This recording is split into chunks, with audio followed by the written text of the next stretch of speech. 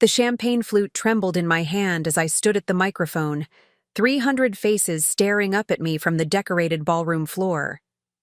David's expression shifted from smug satisfaction to confusion, then to something approaching terror as I pulled the leather portfolio from behind the podium.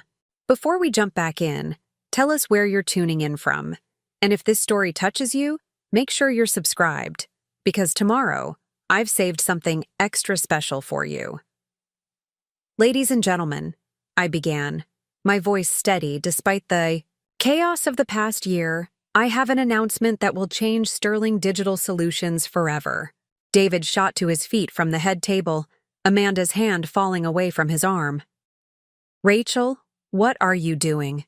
I smiled, the same smile I'd perfected through 12 years of marriage and business partnership, but now it carried a different weight entirely. I'm exercising my rights as the majority shareholder of this company. As of this morning, I own 73% of Sterling Digital Solutions. The silence that followed was deafening.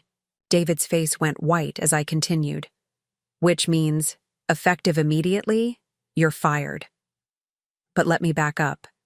Because the story of how a humiliated wife became a corporate predator starts 8 months earlier, with a discovery that would change everything I thought I knew about my life, my marriage, and the company we built together. It was a Tuesday morning in January when my perfectly constructed world began to crumble, though I wouldn't understand the full scope of the destruction for months. I was in David's home office, searching for our tax documents from the previous year, when I knocked over a stack of papers on his usually immaculate desk. As I gathered them up, a bank statement caught my eye, not from our joint accounts, but from something called Sterling Holdings LLC. The numbers made my stomach lurch. Monthly deposits of $25,000, sometimes more, dating back 3 years. The account balance showed nearly $2 million that I knew nothing about. David Sterling, my husband of 12 years and business partner since we founded Sterling Digital Solutions together, had been funneling money into a secret account. I photographed the statement with shaking hands and carefully repositioned everything exactly as I'd found it. That evening over dinner, I watched David talk about his day, compliment the salmon I'd prepared, ask about my upcoming presentation to the Morrison Group, our biggest potential client. He was the same man I'd fallen in love with at Portland State University, the same ambitious dreamer who'd convinced me to leave my stable marketing job at Nike to start our own agency. Yet sitting across from him at our dining room table in Lake Oswego, I felt like I was looking at a stranger. Sterling Digital Solutions had been our shared vision from the beginning. Fresh out of college, David had the technical expertise and I had the marketing background. We pooled our savings, worked 18-hour days from our cramped apartment, and slowly built something extraordinary.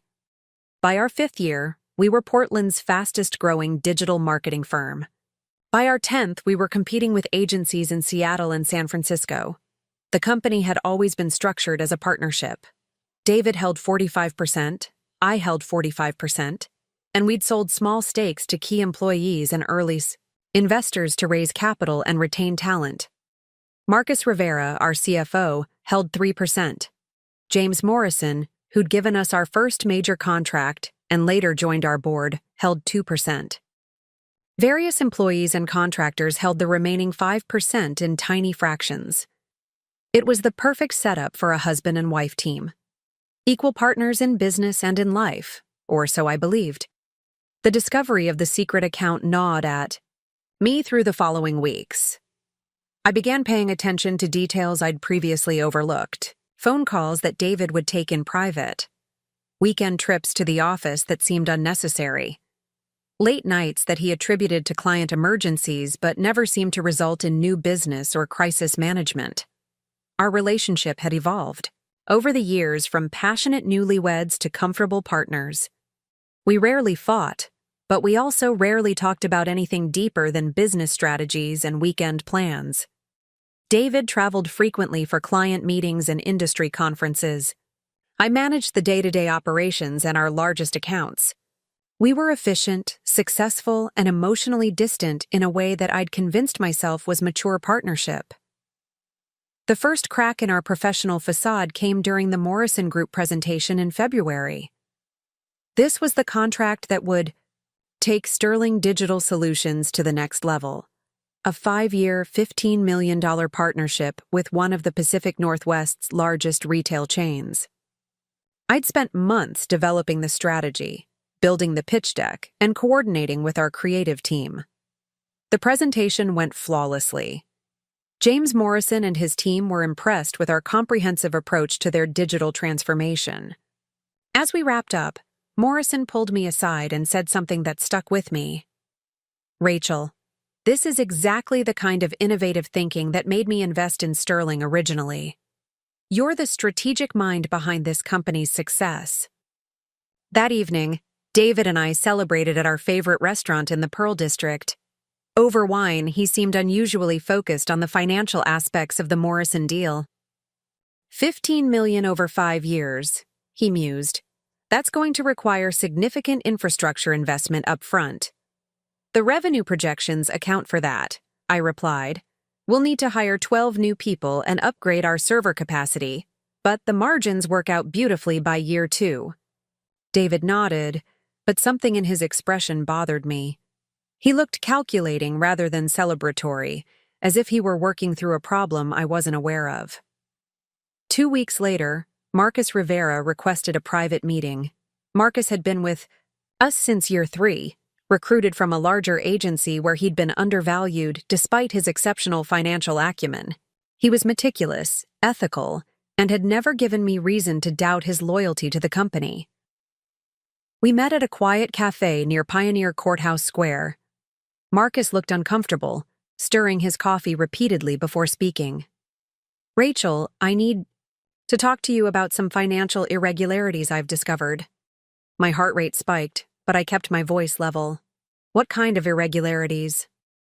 "David's been making transfers to Sterling Holdings LLC without board approval or proper documentation. It started small 3 years ago, but it's escalated significantly.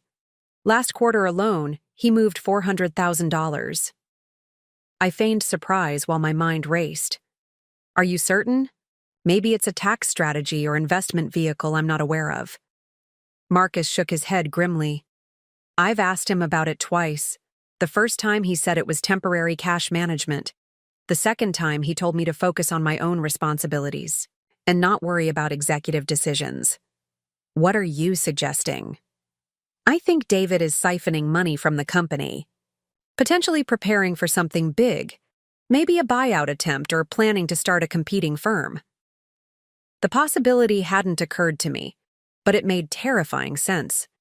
If David was planning to leave Sterling Digital Solutions, he'd want to take as much capital as possible. More disturbing was the implication that he'd been planning this betrayal for years while maintaining the facade of partnership. "Marcus, I need you to document everything you can without alerting David. Can you do that discreetly?" He nodded solemnly. "Rachel, there's something else. The Morrison Group contract. David's been having private conversations with their team. I think he's trying to position himself as the primary contact, cutting you out of the relationship." That night, I lay awake staring at the ceiling while David slept peacefully beside me. 12 years of marriage, 12 years of building a business together, and apparently he'd been systematically undermining both for at least 3 years. The man I'd trusted with my heart, my dreams, and my financial future had been playing a long game that I was only beginning to understand. The next morning, I made 2 phone calls. The first was to Helen Brooks, Portland's most formidable corporate attorney, whom I'd met at various business networking events. The second was to Tom Bradley, a private investigator who specialized in corporate fraud and marital infidelity. Helen's office occupied the top floor of a downtown high-rise with panoramic views of the Cascade Mountains. She listened to my story without interruption, occasionally making notes on a legal pad. When I finished, she leaned back in her leather chair and studied me carefully. "Rachel, what you're describing could constitute several forms of fraud if we can prove intent to deceive and personal benefit. But we need more evidence before we can take any legal action. What kind of evidence? Bank records, email communications, witness testimony. Anything that shows David deliberately concealed material information from you as his business partner. Oregon partnership law is very specific about fiduciary duties between partners. She explained that, as equal partners, David owed me complete financial transparency. Any secret accounts or undisclosed business activities could be grounds for dissolution of the partnership and recovery of damages. More importantly, if he was planning to freeze me out of the Morrison Group contract or other major accounts, that could constitute tortious interference with business relationships. Tom Bradley operated from a modest office near Lloyd Center, but his credentials were impressive. Former FBI white-collar crime investigator, 25 years of experience, and a reputation for uncovering financial deception that had earned him referrals from half the divorce attorneys in Portland. Preparing and narrating this story took us a lot of time, so if you are enjoying it, subscribe to our channel. It means a lot to us. Now back to the story. Corporate fraud cases like this often have personal components, he explained during our initial meeting. Men who steal from their business partners frequently have other secrets. Are you prepared for what we might discover about your husband's private life? I thought about the late nights, the mysterious phone calls, the gradual emotional distance between us. I need to know the truth, whatever it is. Tom's investigation began immediately. Within a week, he'd traced the Sterling Holdings LLC account to a web of financial activity that painted a disturbing picture. David had been systematically diverting funds not just to the secret account, but to personal investments, luxury purchases, and regular payments to someone named Amanda Walsh. Amanda Walsh worked at Sterling Digital Solutions. She was 29, hired 8 months earlier as a junior marketing coordinator, and according to Tom's surveillance, spending an unusual amount of time with my husband both during and after business hours. The photographs Tom provided were damning. David and Amanda at an expensive restaurant in the West Hills. David and Amanda entering a downtown apartment building where she lived. David and Amanda at the coast for what appeared to be a romantic weekend while I thought he was at a client meeting in Seattle. But the most devastating discovery came when Tom accessed David's credit card records through legal channels Helen had arranged. Jewelry purchases, luxury hotel stays, expensive dinners. All the classic patterns of a man maintaining a mistress. The amounts were staggering. Over the past year alone, David had spent nearly $60,000 of company money on Amanda. I sat in Helen's office reviewing the evidence, feeling my carefully constructed life disintegrating page by page. He's been stealing from our company to fund an affair with an employee. It gets worse, Helen said grimly. Tom discovered that Amanda Walsh has been given access to client files and strategic documents far beyond her job description. She's attended client meetings, traveled to conferences, and has been positioned as David's assistant on major accounts. The implication was clear. David wasn't just having an affair, he was grooming Amanda to replace me in the business. She was being trained on our most valuable client relationships, given insider knowledge of our strategic plans, and positioned to transition seamlessly into my role when David inevitably pushed me out. What are my options? I asked. Helen's smile was predatory. More than David realizes. First, we can pursue criminal charges for embezzlement and fraud. Second, we can seek dissolution of the partnership with damages. Third, and most interestingly, we can explore acquiring additional shares in Sterling Digital Solutions. The last option intrigued me. Helen explained that several of our minority shareholders might be willing to sell their stakes, particularly if they learned about David's financial improprieties. Marcus Rivera was already concerned about the company's direction. James Morrison valued ethical leadership above all else. If I could acquire enough shares to gain control of the company, I could remove David entirely rather than simply seeking financial compensation. It would be expensive, Helen warned. You'd need to buy shares at a premium to convince people to sell quickly and quietly. How expensive? Conservatively, $3 to $4 million to acquire a controlling interest. I did some quick calculations. Our house in Lake Oswego was worth $2 million with only $300,000 remaining on the mortgage. My retirement accounts totaled nearly $600,000. I had personal savings of $200,000. It would require liquidating everything I owned, but it was possible. More importantly, I remembered something David didn't know I knew. 5 years earlier, my grandmother had left me a trust fund that I'd never touched. The trust was structured to provide income over time, but it also allowed for principal distribution under specific circumstances, including business investment opportunities. The trust held, $8 million that David had never known about because I'd received the inheritance shortly before my grandmother specifically requested that I not discuss it with anyone, including my husband, until I was certain of my financial security. At the time, I'd thought her request was paranoid. Now I understood it was prophetic. Over the following weeks, Tom's surveillance revealed the full scope of David's deception. The affair with Amanda had been ongoing for 10 months, beginning shortly after she was hired.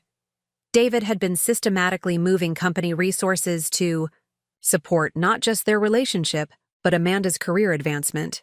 She'd been promoted twice in 8 months, each time receiving responsibilities and access far beyond her experience level. More disturbing were the recordings Tom had obtained of their conversations. Amanda wasn't just a naive employee swept up in an affair with her boss. She was an active participant in planning my professional downfall. In one recording, she laughed about how clueless Rachel is about what's coming and discussed taking over my client relationships after David makes his move. The final piece of evidence came from Marcus Rivera, who had continued his discreet investigation of the company's finances. David had been preparing for months to present the board with a proposal to restructure Sterling Digital Solutions. The Gisan restructuring would effectively buy out my partnership stake at a fraction of its true value while consolidating David's control. Amanda Walsh would be named Vice President of Client Relations, taking over my role and responsibilities.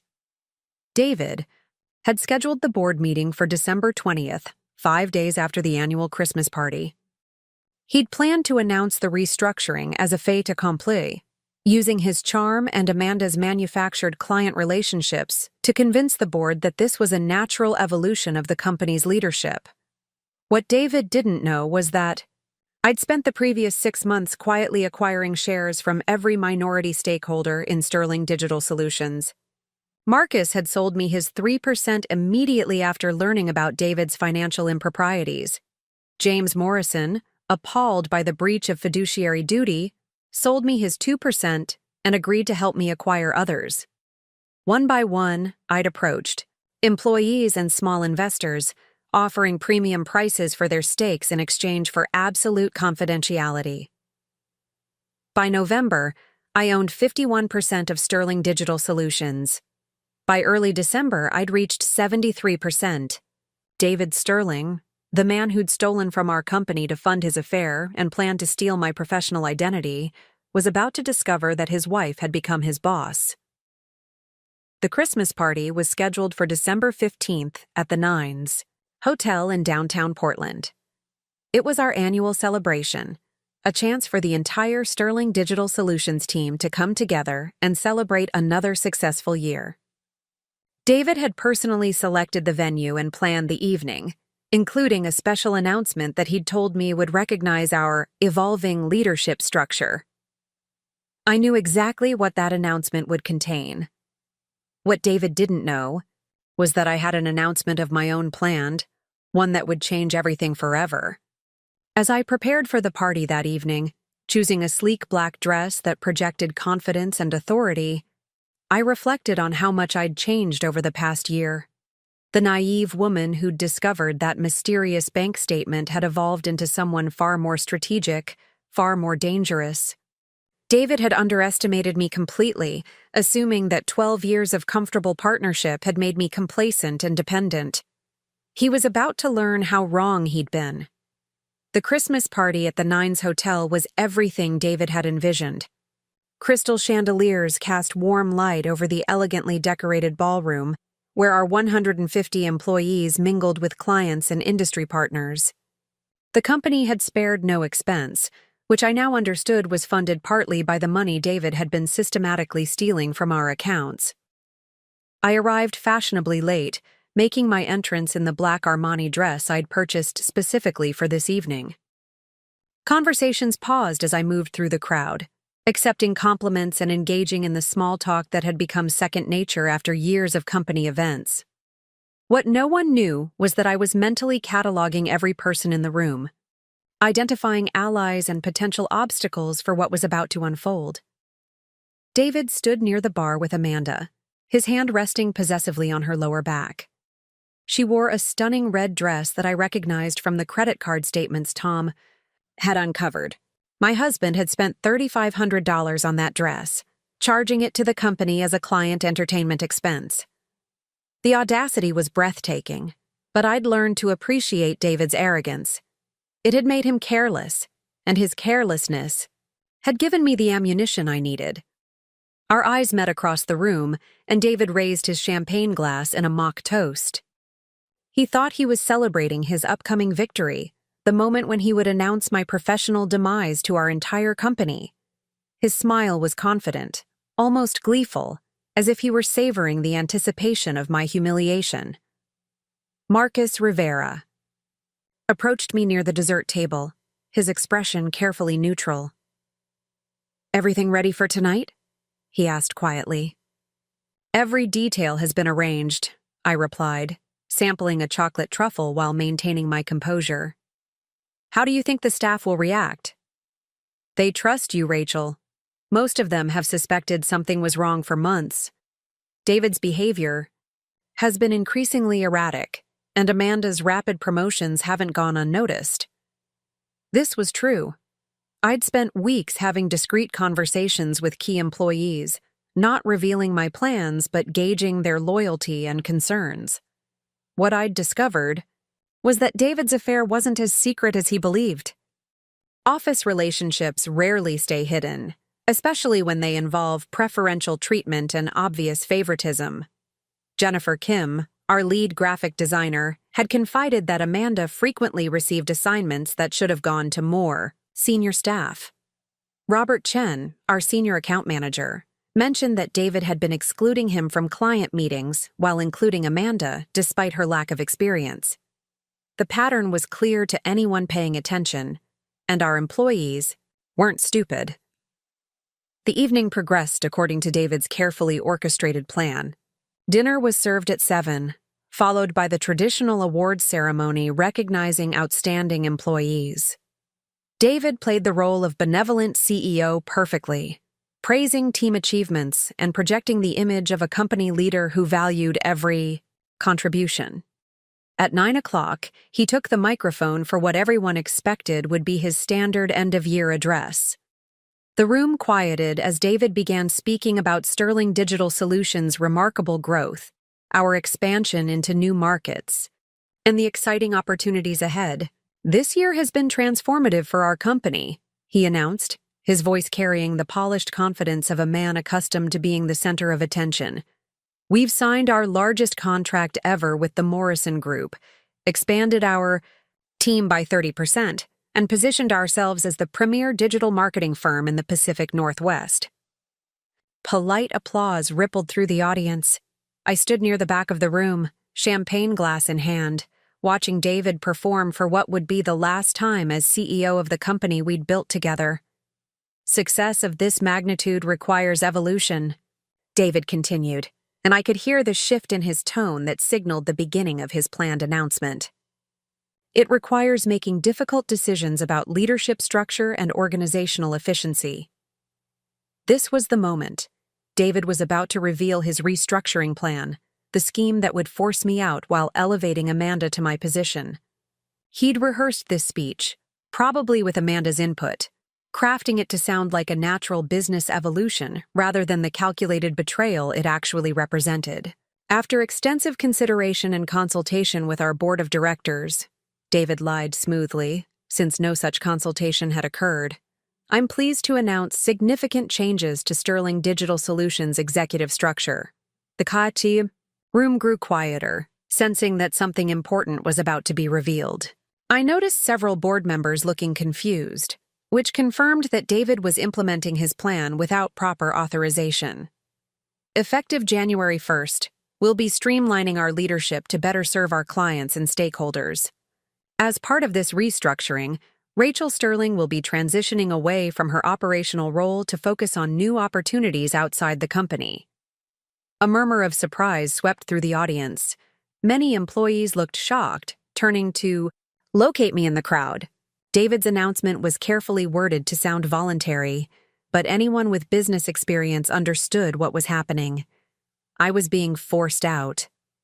Additionally, I'm excited to announce that Amanda Walsh will be promoted to Vice President of Client Relations, taking over management of our key accounts and strategic partnerships. Amanda stepped forward, accepting congratulations with practiced grace. She'd prepared for this moment, probably rehearsing her acceptance speech with David. Her smile was radiant as she took the microphone he offered her. "Thank you, David," she began, her voice steady despite what must have been incredible nervousness. "I'm honored by this opportunity and excited to lead Sterling Digital Solutions into the next phase of growth. Rachel has done an admirable job building our client relationships, and I look forward to taking them to even greater heights." The condescension in her tone was subtle, but unmistakable. She was positioning herself as my superior replacement, suggesting that my work had been merely adequate while hers would be exceptional. It was a masterful performance of professional backstabbing disguised as gracious acknowledgement. David reclaimed the microphone, beaming with satisfaction. "I'd also like to announce that Rachel and I have made the difficult decision to end our marriage. While this is personally challenging, we're committed to ensuring a smooth transition that protects the company and our employees." The room fell silent. David had just publicly announced our divorce without my consent or knowledge, using our company Christmas party as his platform. The humiliation was calculated and complete. He'd not only fired me professionally, but also discarded me personally, doing both in front of everyone we'd worked with for years. I felt every eye in the room turn toward me, searching for my reaction. Some faces showed sympathy, others curiosity. A few barely concealed satisfaction from people who'd never liked me. David's smile was triumphant as he waited for my response, expecting tears or protests or a dramatic exit that would confirm his narrative of an unstable woman who couldn't handle professional and personal rejection. Instead, I began to clap. Slowly, deliberately, maintaining eye contact with David as I applauded his performance. The sound echoed strangely in the quiet ballroom, drawing confused looks from the audience who couldn't understand why I was celebrating my own professional execution. "Bravo, David," I called out, my voice carrying clearly across the room. "That was quite a performance. May I?" I gestured toward the microphone, and David's expression shifted from triumph to uncertainty. He'd expected emotional collapse, not composed confidence. After a moment's hesitation, he handed me the microphone, probably curious about what final humiliation I might inflict upon myself. I walked to the front of the room with measured steps, my heels clicking against the marble floor. The audience watched with fascination, unsure whether they were about to witness a breakdown or a counterattack. When I reached the microphone, I paused to look around the room, making eye contact with key employees and board members. "Thank you all for being here tonight," I began, my voice steady and professional.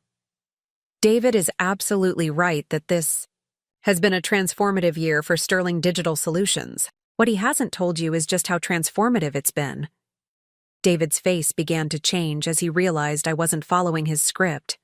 Amanda looked confused, glancing between David and me as if trying to understand what was happening. See, while David has been making plans for the company's future, I've been making some plans of my own. And I have a few announcements that I think will interest everyone here tonight. I reached into my purse and withdrew the leather portfolio I'd prepared, containing the documents that would change everything. David took a step forward, as if to stop me, but James Morrison caught his arm and shook his head. Whatever was about to happen, it would happen. First, I'd like to address David's assertion that I'll be transitioning away from Sterling Digital Solutions. That's not entirely accurate. I opened the portfolio and removed the first document.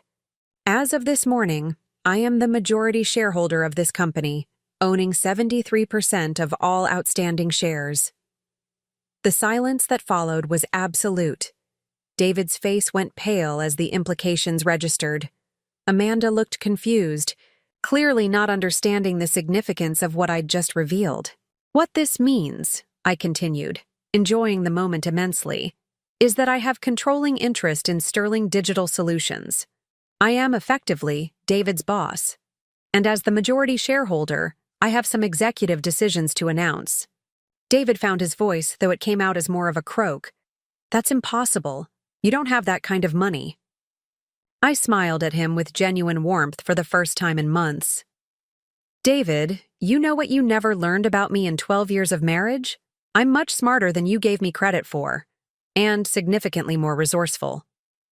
I turned back to the audience, many of whom were recording this exchange on their phones. By tomorrow, this confrontation would be viral within Portland's business community. David Sterling, effective immediately, you are terminated as CEO of Sterling Digital Solutions for gross misconduct, breach of fiduciary duty, and embezzlement of company funds. I removed another document from the portfolio. Security will escort you from the premises tonight, and you are banned from company property pending criminal investigation. The transformation in David's face was remarkable. Confidence dissolved into shock, then panic, as he realized the magnitude of what was happening. He'd been outmaneuvered completely. His carefully planned coup turned into his own public destruction. Amanda Walsh, I continued, turning my attention to David's mistress. You are also terminated, effective immediately, for accepting bribes, participating in fraud, and engaging in unethical conduct with a superior. Amanda's composure finally cracked. You can't do this. David and I have done nothing wrong. Actually, I can do exactly this. And David has done quite a lot wrong. I withdrew a thick folder from the portfolio. Would you like me to detail the evidence publicly, or would you prefer to leave quietly? David made one final attempt to regain control. Rachel, you're making a mistake. These people invested in me, not you. Without me, this company will collapse. The laughter that escaped me was genuine and probably sounded slightly unhinged to the audience. David, these people invested in Sterling Digital Solutions, a company that I built just as much as you did. The difference is that I've spent the last year proving I can run it better than you ever did. I turned to address the room directly. Everyone here will keep their jobs. Sterling Digital Solutions will continue operating without interruption. The Morrison Group contract will proceed as planned under my direct management, and I promise you that this company will be run with the integrity and transparency that you deserve. Marcus Rivera began applauding, followed quickly by Jennifer Kim and Robert Chen. Within moments, most of the room was clapping, though whether from genuine support or simple shock was unclear. Security arrived at that moment, summoned by a discreet text I'd sent earlier. 2 professional guards approached David and Amanda, who stood frozen in their formal wear like actors who'd forgotten their lines. Gentlemen, I addressed the security team, please escort Mr. Sterling and Ms. Walsh from the premises. They are no longer employees of Sterling Digital Solutions. David's final words as security led him away were predictable. You'll regret this, Rachel. I'll sue you for everything you've stolen from me. David, I called after him, you might want to consult with a criminal attorney before you start making threats. Tom Bradley's investigation uncovered quite a bit of interesting evidence about your financial activities. The mention of a private investigator was the final blow. David's face went white as he realized the full scope of my preparation. He'd been caught completely off guard by an opponent he'd underestimated entirely. As the ballroom door closed behind them, I turned back to the microphone for my final announcement of the evening. Ladies and gentlemen, Sterling Digital Solutions has had quite an eventful year, but I promise you that our best days are ahead of us. Thank you for your patience during tonight's unexpected drama, and I look forward to leading this company into a new era of success. The applause that followed was thunderous, though I suspected it was partly relief that the confrontation was over. As employees began approaching me with congratulations and questions, I reflected on how perfectly the evening had unfolded. David had orchestrated his own destruction by choosing the Christmas party as his venue for humiliating me. Instead of witnessing my professional demise, our entire company had seen him exposed as a fraud and criminal. The public nature of his downfall ensured that word would spread quickly throughout Portland's business community, making it nearly impossible for him to rebuild his reputation or career. Marcus Rivera approached me as the crowd began to thin. "How long have you been planning this?" "Since the day I discovered his secret bank account," I replied honestly. Every move he made after that just gave me more ammunition. "What happens next?" I smiled, feeling genuinely optimistic for the first time in months.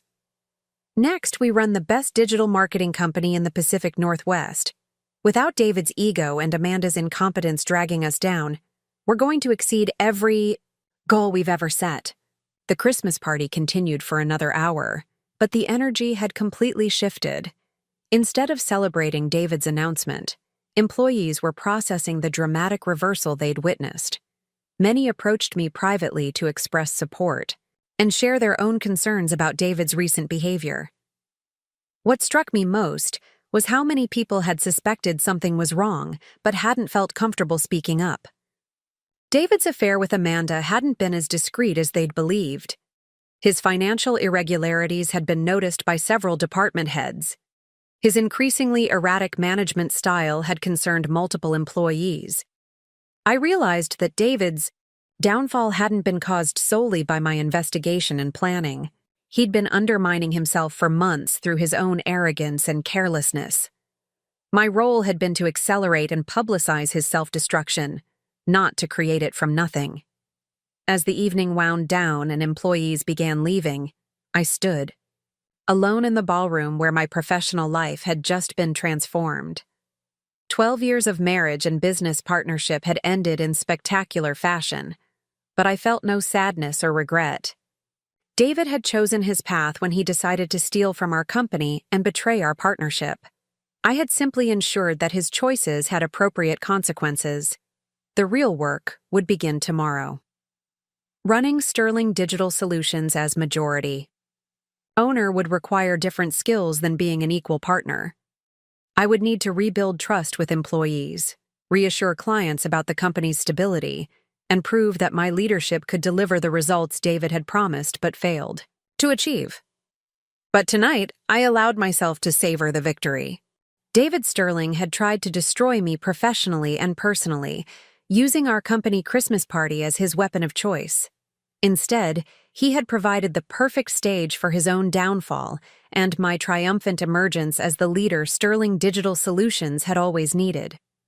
The morning after the Christmas party, I arrived at Sterling Digital Solutions headquarters at 6:30, 2 hours before the official start of business. The downtown Portland high-rise was quiet except for the custodial staff and a few early arriving employees from other companies.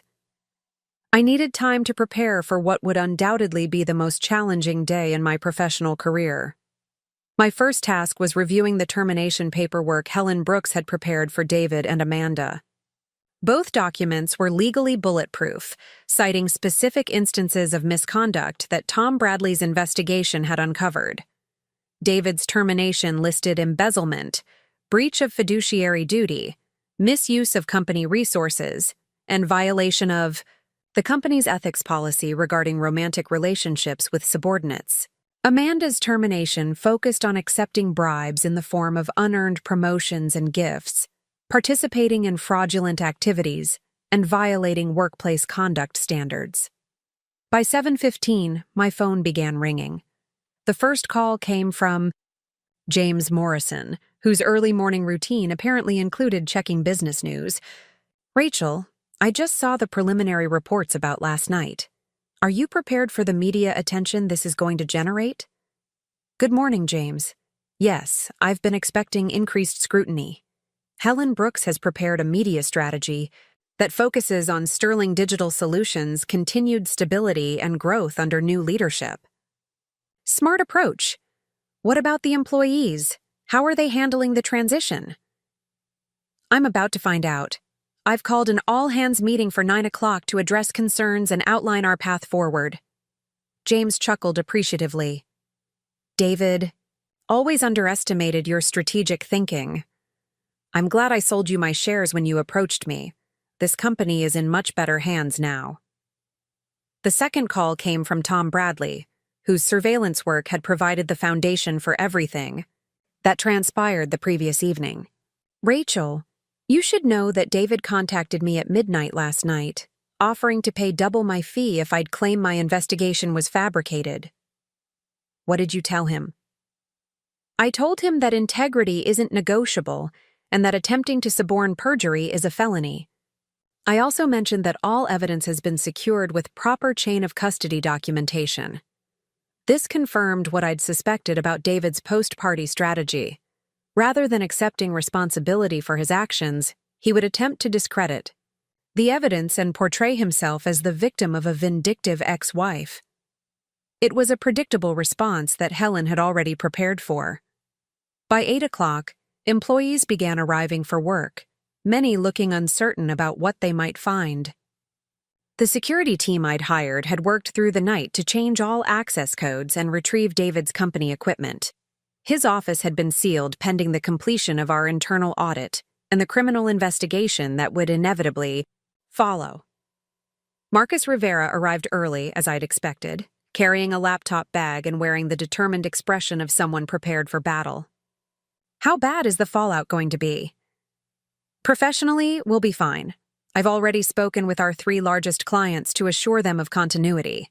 The Morrison Group is particularly pleased that I'll be personally managing their account going forward." "And legally?"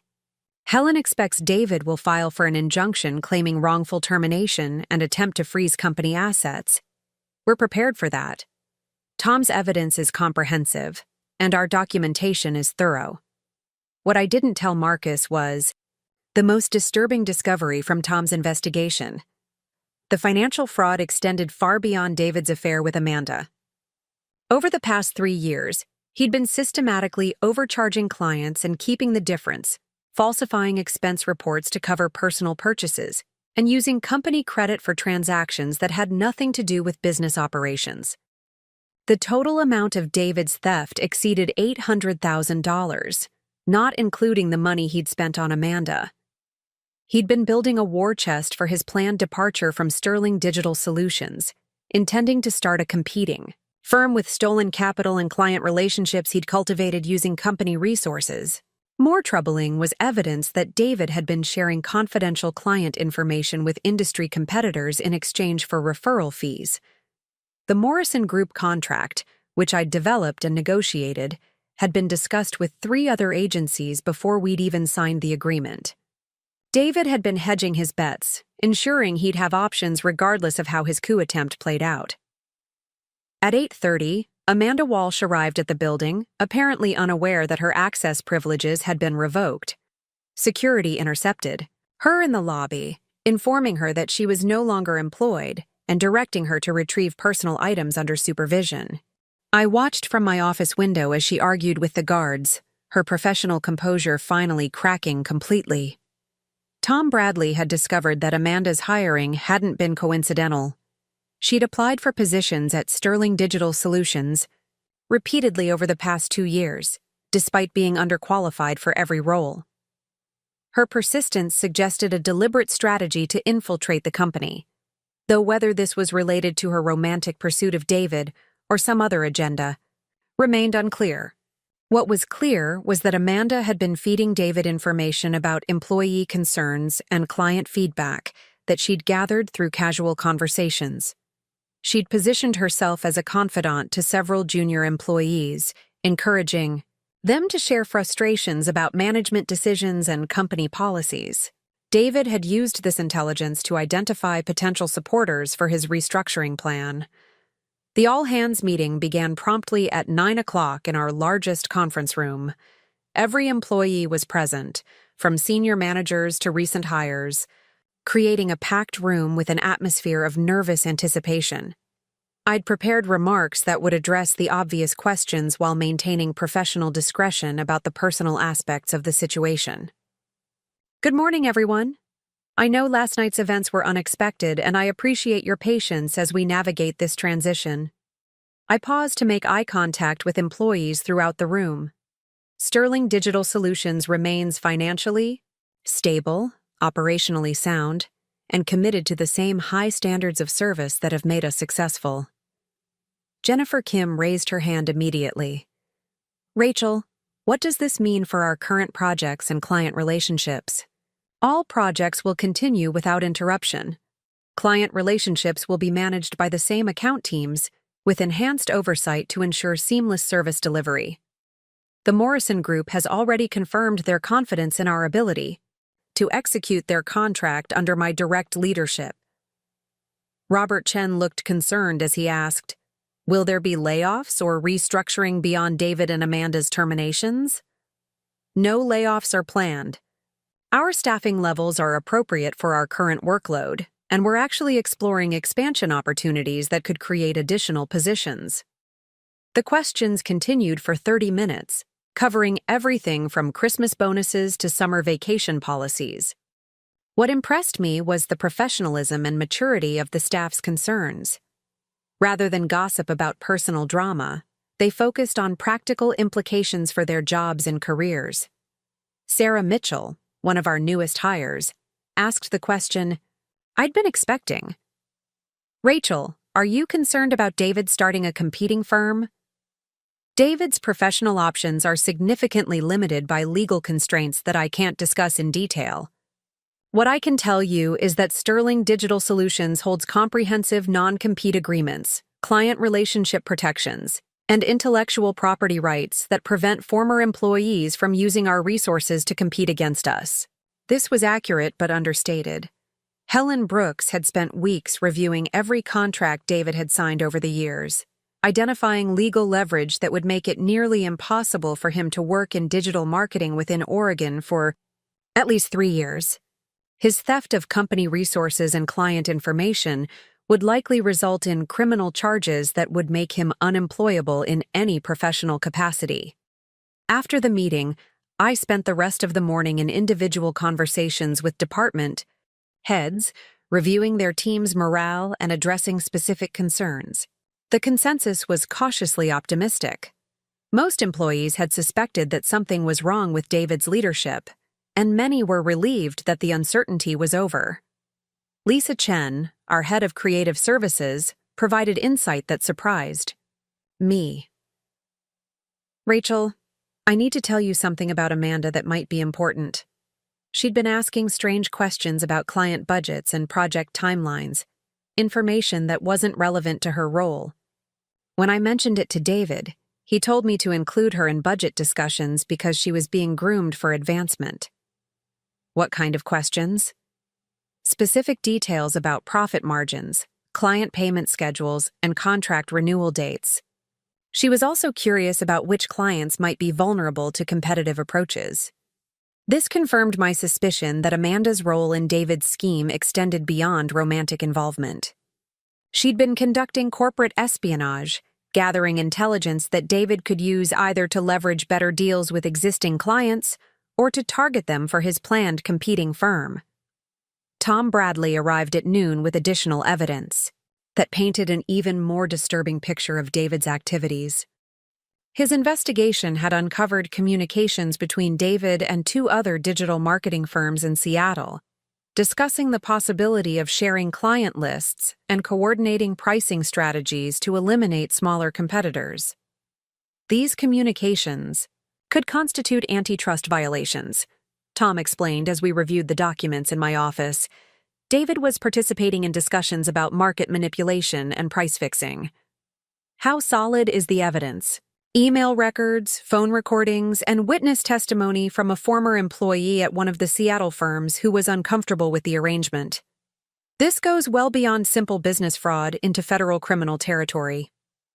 Helen Brooks arrived shortly after Tom's briefing, carrying news that David's counterattack was already underway.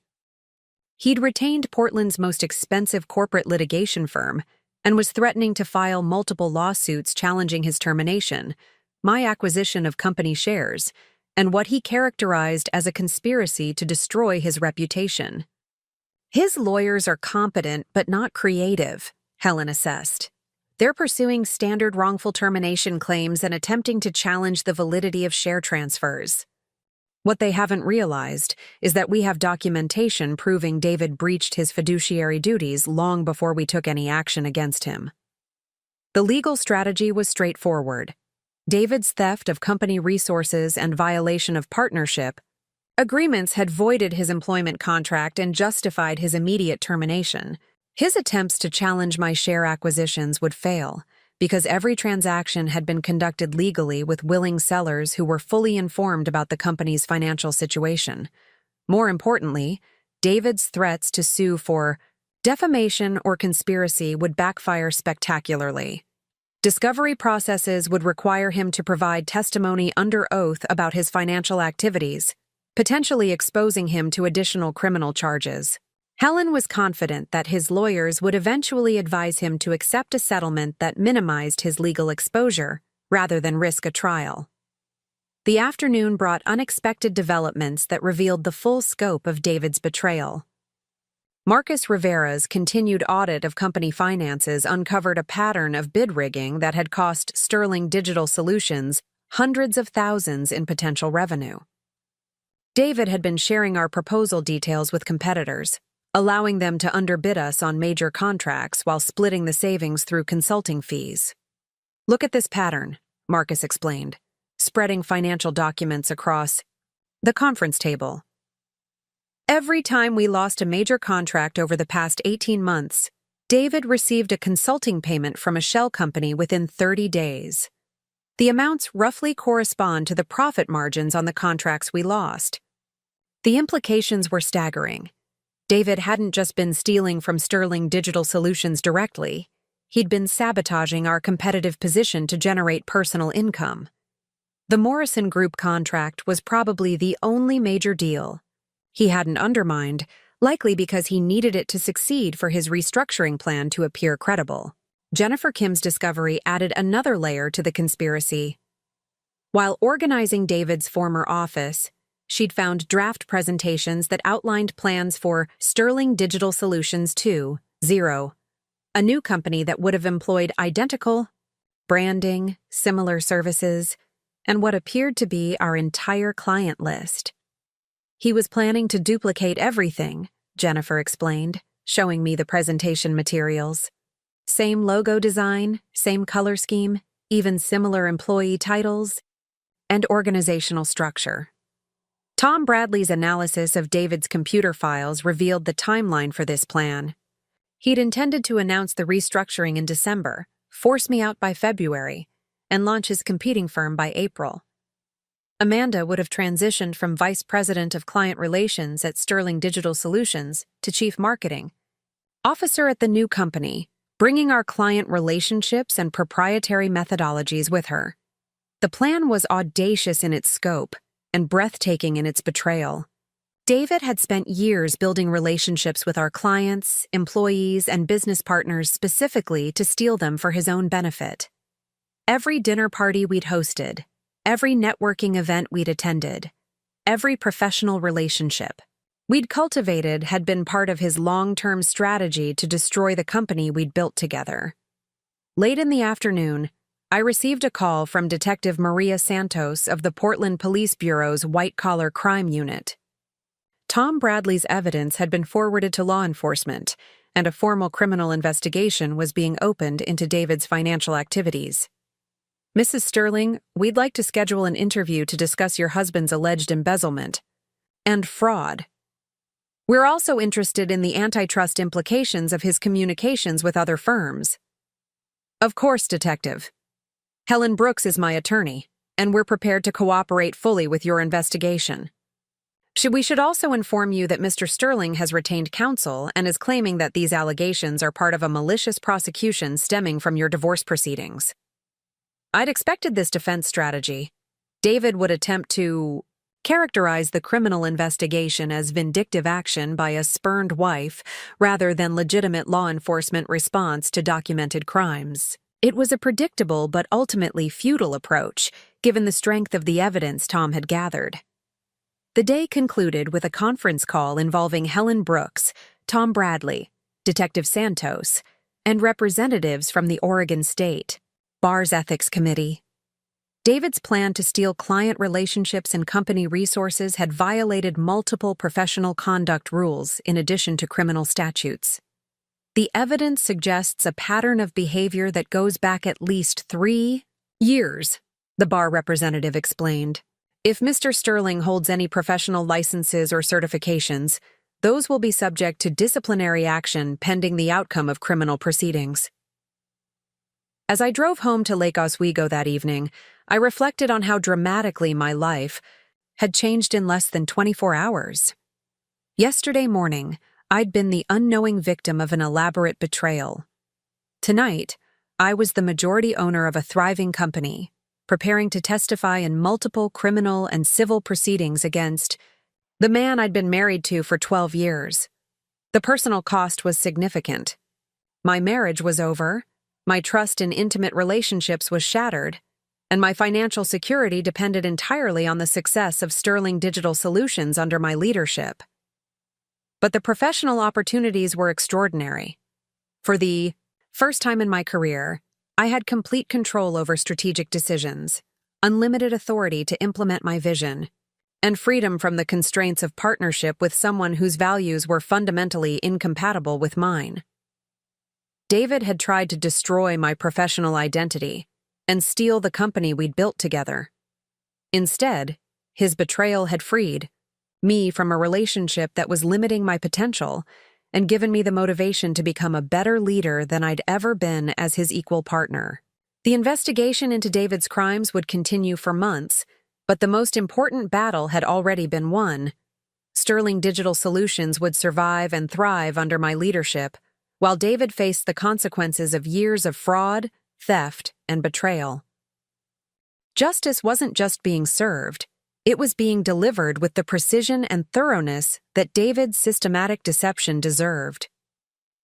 3 weeks into the new year, David's legal counteroffensive began in earnest.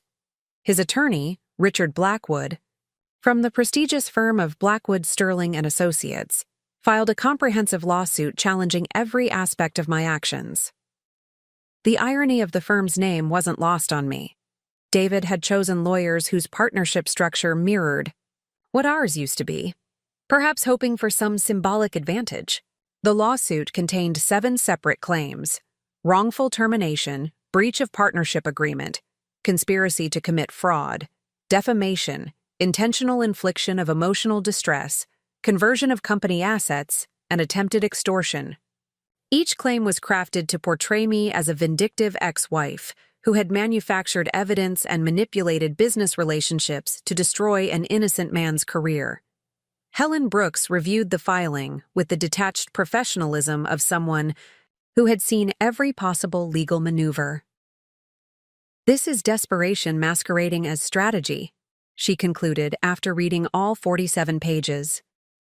"Blackwood is throwing everything against the wall, hoping something will stick. The problem is that discovery will require David to explain his financial activities under oath.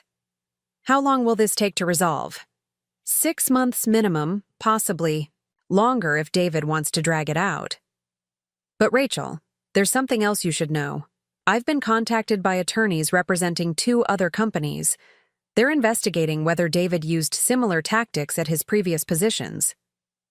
This was a development I hadn't anticipated. David's professional history had always seemed straightforward. steady advancement through increasingly responsible positions at respected firms. But Helen's contacts suggested a pattern of behavior that extended beyond our marriage and business partnership. What kind of tactics? Financial irregularities, inappropriate relationships with subordinates, and suspicious client losses. Nothing that resulted in criminal charges, but enough to create questions about his professional conduct. The following. Day brought another surprise in the form of Rebecca Martinez, an investigative journalist from the Portland Business Journal who had been tracking corporate fraud cases in the Pacific Northwest. She requested an interview about Sterling Digital Solutions' transition and the broader implications of executive misconduct in family-owned businesses. Mrs. Sterling, I'm working on a piece about corporate governance failures in closely held companies. Your situation illustrates several important issues about accountability and oversight. I agreed to the interview, understanding that public relations would be crucial to Sterling Digital Solutions' long-term success. Rebecca's questions were professional and well-researched, focusing on business practices rather than personal drama. How did you first become aware of potential financial irregularities at Sterling Digital Solutions? Routine administrative tasks revealed discrepancies that warranted further investigation.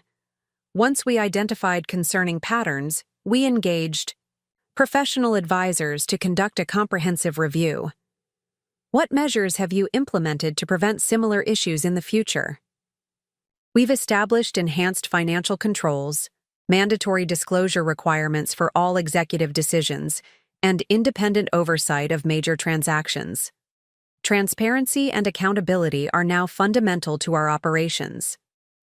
The interview was scheduled to appear in the following week's edition, timed to coincide with the announcement of Sterling Digital Solutions' first quarter projections under my leadership. The numbers were impressive. Revenue was up 18% compared to the same period last year, and client satisfaction scores had reached all-time highs. These results weren't accidental.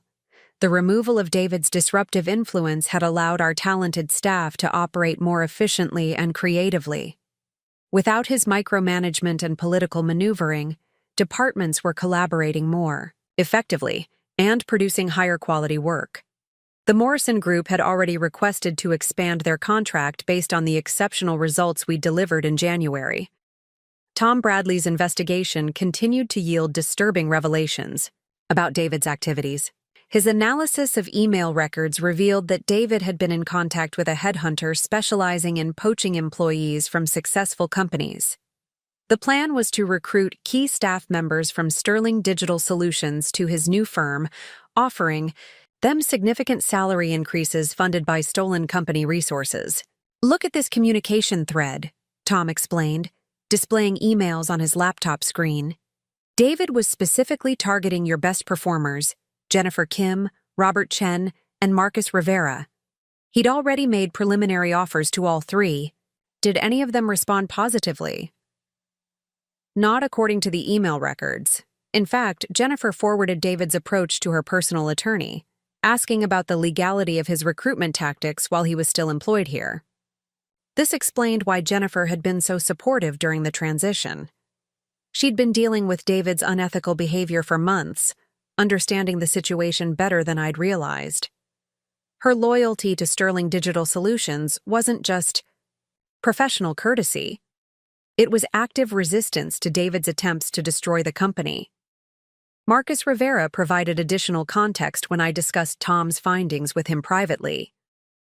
Rachel, David approached me 3 times about joining his new venture. Each time, he offered a substantial equity stake and promised that I'd have complete financial autonomy. When I told him I wasn't interested, he became increasingly aggressive about my lack of vision and limited ambition. Why didn't you mention this earlier? I thought he was just exploring options, maybe feeling frustrated with the partnership. Structure. I didn't realize he was actively planning to destroy Sterling Digital Solutions until Tom's investigation revealed the full scope of his activities. The week the Portland Business Journal article was published, David's public relations Strategy became apparent. He'd retained a crisis management firm to position himself as the victim of a malicious prosecution orchestrated by business rivals and a vindictive ex-wife. The narrative portrayed him as an innovative entrepreneur whose success had generated jealousy and resentment. David's first public statement appeared in a carefully orchestrated interview with a local television station known for sensationalist coverage. He appeared composed and confident, wearing the expensive suit that had always made him look successful and trustworthy. "I'm disappointed by the false allegations that have been made against me," he told the interviewer with practiced sincerity. "For 12 years, I built Sterling Digital Solutions into one of the region's most successful companies. The idea that I would steal from my own business is absurd." When asked about the evidence against him, David's response was calculated: to create doubt without providing specifics. "These so-called investigations are based on misinterpretations of legitimate business transactions. My attorneys are confident that we'll be vindicated once the facts are properly presented in court." The interview generated some sympathy for David among viewers who weren't familiar with the details of the case. Several business colleagues reached out to express support, assuming that the charges were exaggerated or politically motivated. David's charisma and professional reputation provided him with significant credibility, making the truth more difficult to accept. Helen Brooks anticipated this strategy and had prepared our response accordingly. Rather than engaging in a public relations battle, we allowed the evidence to speak for itself. Tom Bradley's investigation was meticulous and comprehensive, creating a documentary record that would be difficult to discredit regardless of David's public statements. The criminal investigation progressed steadily through February and March. Detective Santos interviewed dozens of witnesses, including current and former Sterling Digital Solutions employees, clients, and business partners. The pattern that emerged painted a picture of systematic deception that had been ongoing for years. Lisa Chen provided testimony about David's manipulation of client relationships, describing how he'd encouraged her to share confidential information about project timelines and budgets with outside parties. Sarah Mitchell revealed that David had asked her to document our proprietary methodologies and client feedback processes, ostensibly for training purposes, but actually to replicate them at his planned competing firm. Even more damaging was testimony from Amanda Walsh, who had agreed to cooperate with the investigation in exchange for reduced charges. Her detailed account of David's plans revealed the sophisticated nature of his scheme and his callous disregard for the employees and clients who trusted him. "David told me that stealing from the company was victimless because he'd built it from nothing," Amanda testified during her deposition. "He said Rachel had never contributed anything meaningful and that she didn't deserve an equal partnership. The plan was to force her out gradually, making it look like she was choosing to leave rather than being pushed." Amanda's cooperation provided prosecutors with inside information about David's motivations and methods that would have been impossible to obtain otherwise. Her testimony also revealed that David's theft had been more extensive than initially discovered, including the systematic overcharging of clients and the manipulation of expense reports dating back nearly 4 years. The financial impact of David's crimes was devastating. Forensic accountants hired by the district attorney's office calculated that his theft and fraud had cost Sterling Digital Solutions approximately $2 million in direct losses, plus an additional $800,000 in lost revenue from sabotaged contracts and damaged client relationships. These numbers represented more than financial damage. They represented years of hard work and sacrifice that had been stolen to fund David's personal agenda. Every late night we'd spent building the company. Every client relationship we'd carefully cultivated. Every employee we'd trained and developed had been commodified as part of David's exit strategy. In April, the Oregon State Bar filed formal disciplinary charges against David, citing violations of professional conduct rules including dishonesty, fraud, and conduct prejudicial to the administration of justice. The bar's investigation had uncovered additional evidence of David's misconduct, including his attempts to suborn perjury from Tom Bradley and his efforts to intimidate former employees who had cooperated with the criminal investigation.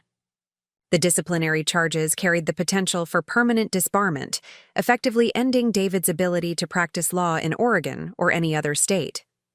While David wasn't primarily a practicing attorney, he held a law degree and bar membership that enhanced his credibility in business settings. Losing these credentials would severely damage his professional reputation and employment prospects.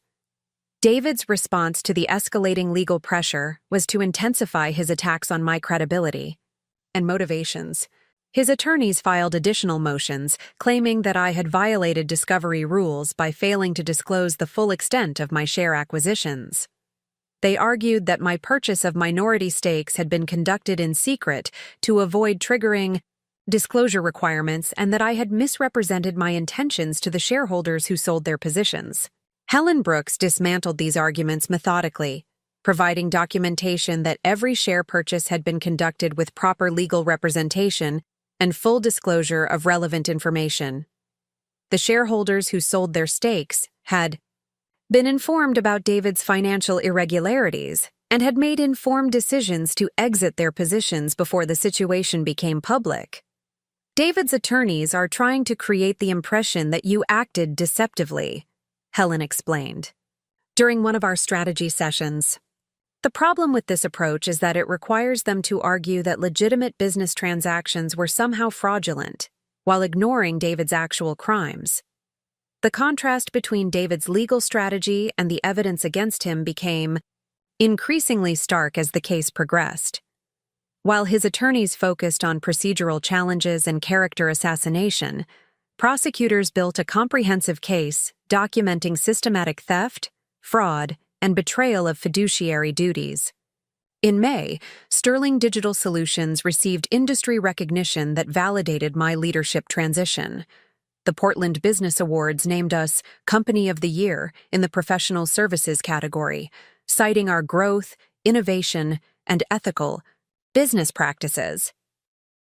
The award ceremony provided an opportunity to demonstrate the company's stability and success under new management.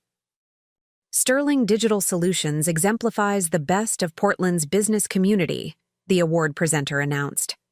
Under Rachel Sterling's leadership, the company has achieved remarkable growth while maintaining the highest standards of professional conduct and community engagement. The recognition was particularly meaningful because it came from industry peers who understood the challenges we'd faced during the transition. Several competing firms had expected Sterling Digital Solutions to collapse after David's departure, assuming that his technical expertise and client relationships were irreplaceable. Instead, we had emerged stronger and more competitive than ever. David's reaction to our success was predictably vindictive. His attorneys filed motions claiming that my use of the Sterling name was trademark infringement and that I had stolen proprietary business methods that belonged to him personally. These claims were frivolous and easily dismissed, but they reflected David's desperation to maintain some connection to the company he'd tried to destroy. The most significant development came in June when federal prosecutors announced that they were joining the case. David's communications with competing firms about price fixing and market manipulation had attracted the attention of the Department of Justice's Antitrust Division. What had begun as a local criminal investigation was expanding into a federal case with potentially severe consequences. Federal charges carry much harsher penalties than state charges, Helen explained. If David is convicted of antitrust violations, he could face significant prison time and millions in fines.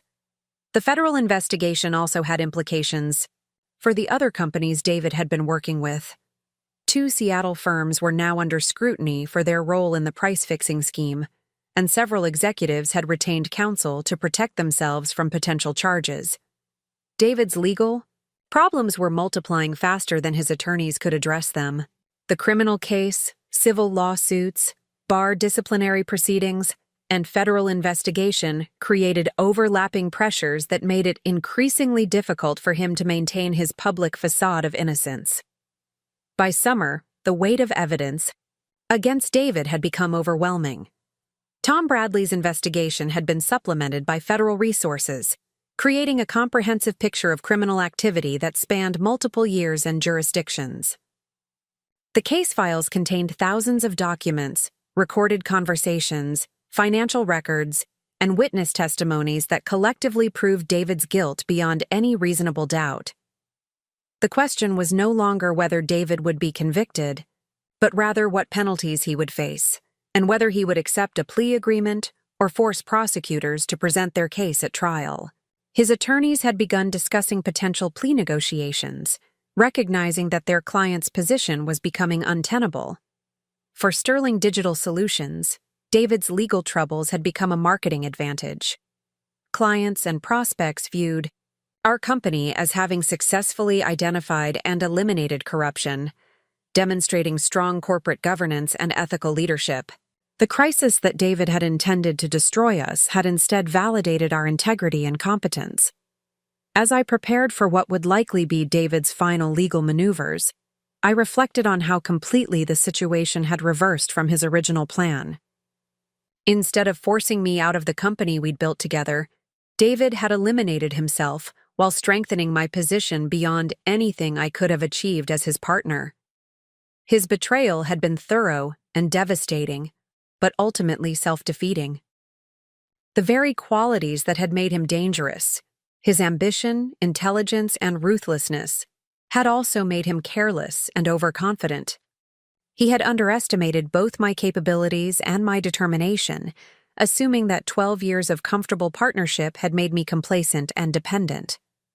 David Sterling had tried to destroy me professionally and personally, using every advantage his position and experience provided.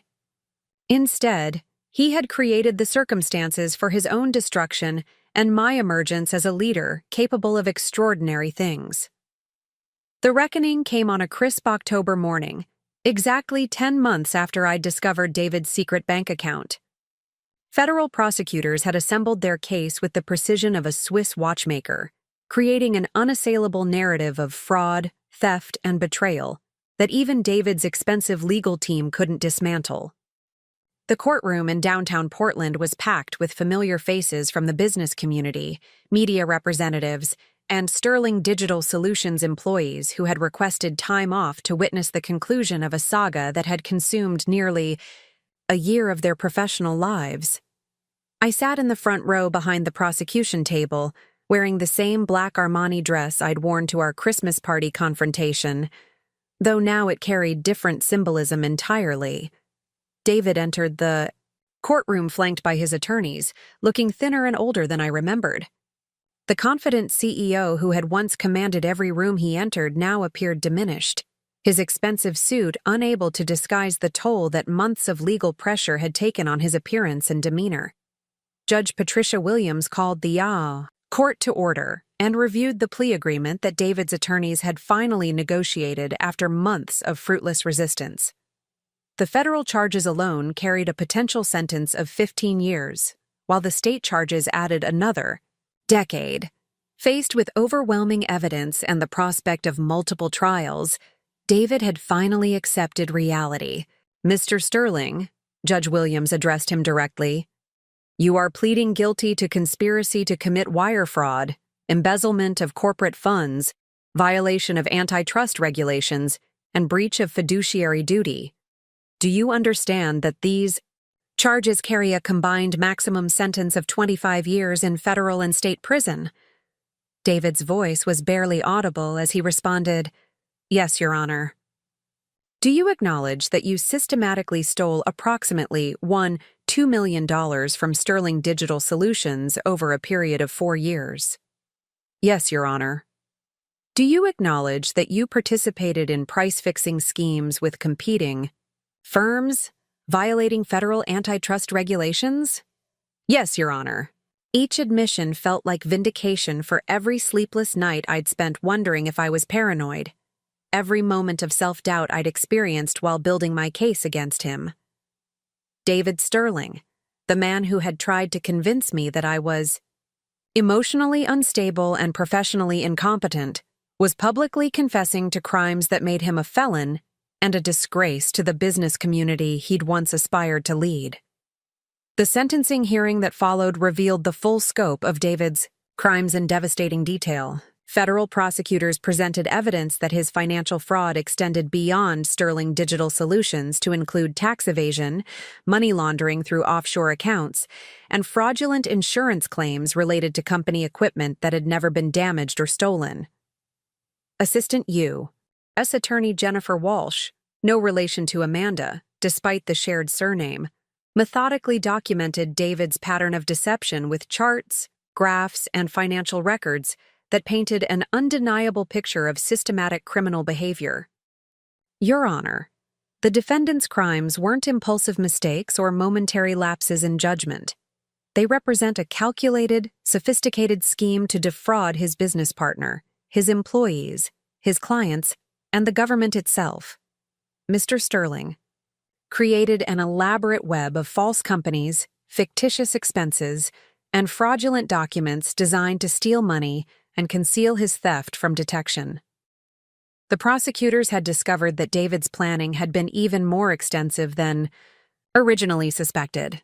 He'd established multiple shell companies in different states, created fake identities for some business transactions, and even filed fraudulent tax returns claiming business losses that didn't exist. The sophistication of his scheme suggested months or years of careful preparation, making his eventual capture all the more satisfying. Amanda Walsh testified as part of her plea agreement, providing inside details about David's methods and motivations that only an accomplice could know. Her testimony was devastating, describing conversations where David had expressed contempt for his employees, his clients, and especially for me.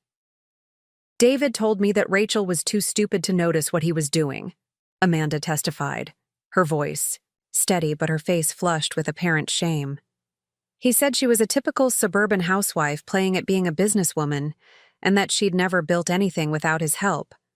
He was convinced that he could manipulate her forever because she trusted him completely. The cruelest revelation came when Amanda described David's long-term plan for our marriage. He had intended to divorce me regardless of whether I discovered his crimes, using his financial theft to establish the competing business that would make him independently wealthy. The affair with Amanda wasn't a crime of passion, but a calculated component of his exit strategy, designed to provide him with both personal satisfaction and professional assistance. He said that staying married to Rachel was becoming a liability, Amanda continued. She was too involved in the business operations, too familiar with the clients and finances.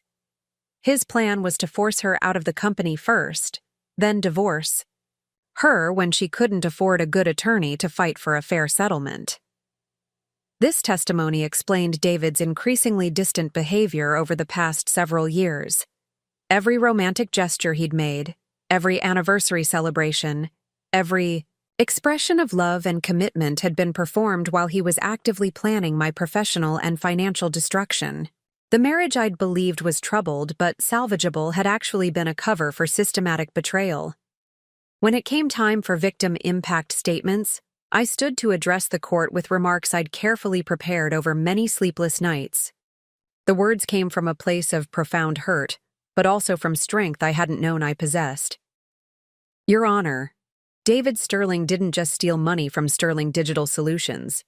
He stolen years of my life, trust that had been built over more than a decade, and the foundation of everything I thought I knew about my marriage and business partnership. His crimes forced me to question every decision I'd made, every relationship I'd trusted, every assumption about the life we'd built together. I paused to look directly at David, who was staring at the table in front of him, apparently unable to meet my gaze. But David's betrayal also revealed strengths I didn't know I had.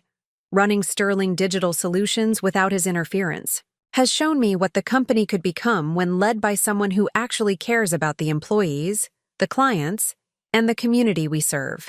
His crimes gave me the opportunity to become a better leader than I ever could have been as his partner.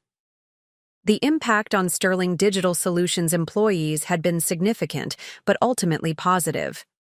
Marcus Rivera testified about the improved workplace culture, and increased productivity that had resulted from David's removal. Jennifer Kim described how creative projects that had been stifled by David's controlling management style were now flourishing under collaborative leadership. Removing David from the company was like removing a cancer, Marcus told the court. The organization immediately became healthier, more innovative, and more successful. Our employees are more engaged, our clients are happier, and our financial performance has exceeded all projections. The numbers supported his testimony. Sterling Digital Solutions had grown by 35% in the 10 months since David's departure, adding 42 new employees and winning contracts with major clients who had previously been reluctant to work with us. The Morrison Group had expanded their partnership and recommended us to 3 other companies, generating millions in new revenue. Judge Williams listened carefully to all testimony before announcing David's sentence. The federal charges alone resulted in 8 years in prison, while the state charges added another 4 years. The sentences would run concurrently, meaning David would serve 8 years total, but he would also pay restitution of $1.8 million plus penalties and interest. Mr. Sterling, your crimes represent a profound betrayal of trust that affected not only your business partner and employees, but the integrity of the business community itself. Your actions were calculated, sophisticated, and motivated by greed rather than necessity. The sentence I'm imposing reflects the seriousness of your crimes and the need to deter others from similar conduct. David was immediately taken into custody, his brief moment of freedom ending as federal marshals led him away in handcuffs. He didn't look back at the courtroom or acknowledge the wife he had betrayed so thoroughly. Amanda Walsh received a sentence of 18 months plus community service, her cooperation with prosecutors earning her significant consideration despite her active participation in David's crimes. The civil lawsuits were resolved through settlements that recovered most of Sterling Digital Solutions' financial losses. David's personal assets, including his share of our Lake Oswego home, were liquidated to pay restitution. The house we'd shared for 8 years was sold to satisfy his debts, though I'd already moved into a downtown Portland condominium that better reflected my new identity as an independent businesswoman. The Oregon State Bar's disciplinary action resulted in David's permanent disbarment, ensuring that he could never practice law in any jurisdiction. The federal conviction would also make it nearly impossible for him to obtain professional employment in finance, consulting, or management once he completed his prison sentence. Sterling Digital Solutions thrived in ways that would have been impossible under David's leadership. Without his ego and controlling tendencies limiting our growth, the company became more innovative, more collaborative, and more profitable. We opened a second office in Seattle, hired specialists in emerging technologies, and developed service offerings that positioned us as leaders in digital transformation consulting. The Morrison Group partnership evolved into something far more valuable than the original contract. Their satisfaction with our work led to introductions with other major retailers, creating a network of relationships that generated consistent revenue and referrals. James Morrison joined our board of directors, providing strategic guidance that helped us navigate rapid expansion while maintaining operational excellence. 6 months after David's sentencing, I was invited to speak at the Pacific Northwest Business Leaders Conference about corporate governance, ethical leadership, and crisis management. The presentation drew standing ovations from an audience of CEOs and senior executives who recognized the courage required to expose and prosecute such systematic fraud. Leadership isn't about avoiding difficult decisions, I told the audience. It's about making the right decisions even when they're personally painful and professionally risky. David Sterling's crimes could have destroyed Sterling Digital Solutions if we'd tried to cover them up or minimize their impact. Instead, we chose transparency, accountability, and justice, which ultimately made our company stronger. The speaking engagement led to consulting opportunities with other companies facing leadership crises or governance challenges. I developed expertise in organizational transformation, helping businesses rebuild trust and effectiveness after experiencing betrayal or misconduct. The work was personally fulfilling and professionally lucrative, adding a new dimension to my career that I never would have discovered without David's betrayal forcing me to reinvent myself. Tom Bradley's investigative firm received numerous referrals from attorneys and companies, impressed by the thoroughness and professionalism he'd demonstrated in uncovering David's crimes. His reputation as a corporate fraud specialist was enhanced by the successful prosecution, leading to contracts with Fortune 500 companies and federal agencies. Helen Brooks was elected to the Oregon State Bar's Board of Governors, partly based on her handling of the Sterling case. Her expertise in corporate fraud and partnership disputes made her one of the most sought-after attorneys in the Pacific Northwest, with clients ranging from family businesses to multinational corporations. The employees who had remained loyal to Sterling Digital Solutions during the crisis were rewarded with profit-sharing bonuses, expanded responsibilities, and career advancement opportunities that reflected their contributions to the company's success. Marcus Rivera was promoted to Chief Financial Officer with an equity stake that made him a true partner in the business. Jennifer Kim became Creative Director with authority over all design and marketing initiatives. Amanda Walsh served her sentence and left Oregon upon release, relocating to a different state where her involvement in the Sterling case was less well known. She found employment with a small marketing firm, but never regained the career trajectory she'd been pursuing when she became involved with David's scheme. 2 years after David's imprisonment, I received a letter from him written from the federal correctional facility where he was serving his sentence. The letter was rambling and self-pitying, attempting to justify his actions and minimize his responsibility for the consequences that followed. Rachel, I hope you understand that everything I did was motivated by my vision for what Sterling Digital Solutions could become, he wrote in handwriting that had deteriorated during his incarceration. My methods may have been questionable, but my intentions were always focused on building something great. I never meant to hurt you personally, and I hope someday you can forgive me for the mistakes I made. The letter revealed that David still didn't understand the fundamental nature of his crimes or the impact they'd had on everyone around him. He characterized systematic theft and betrayal as mistakes and questionable methods, unable or unwilling to acknowledge the deliberate cruelty of his actions. His request for forgiveness seemed motivated more by self-pity than genuine remorse. I didn't respond to the letter. David Sterling had forfeited the right to my emotional energy when he chose to steal from our company and betray our marriage. My focus was on the future of Sterling Digital Solutions and the community of employees, clients, and partners who had supported me through the most challenging period of my professional life. The company continued to grow and evolve, eventually expanding to 3 offices and more than 200 employees.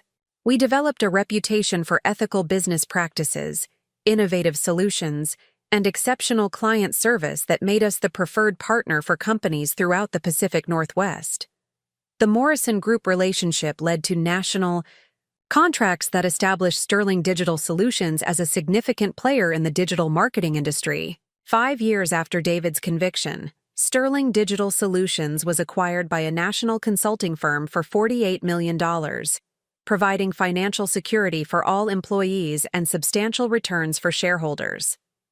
I remained as president of the Portland division while also serving as a senior vice president for the parent company, overseeing their expansion into digital transformation services. The acquisition validated everything I'd believed about Sterling Digital Solutions' potential when David had been systematically undermining our growth. Without his theft, sabotage, and destructive leadership, the company had achieved success that exceeded even my most optimistic projections. His crimes had been intended to destroy my professional future. Instead, they had eliminated the only obstacle preventing me from reaching my full potential. David Sterling had humiliated me at our company Christmas party, announcing my termination and divorce in front of everyone we'd worked with for years. He'd intended that moment to be the culmination of his systematic betrayal, the public demonstration, of his complete victory over the wife he'd deceived and the partner he'd robbed. Instead, that Christmas party became the stage for his own destruction and my emergence as a leader capable of extraordinary achievements. His arrogance and cruelty had provided me with the perfect opportunity to reveal his crimes and claim control of the company he'd tried to steal. The humiliation David had planned for me became his own public downfall, witnessed by the same audience he'd hoped would see my defeat. Justice wasn't just served, it was delivered with the precision and completeness that his systematic betrayal deserved. Up next, you've got 2 more standout stories right on your screen. If this one hit the mark, you won't want to pass these up. Just click and check them out.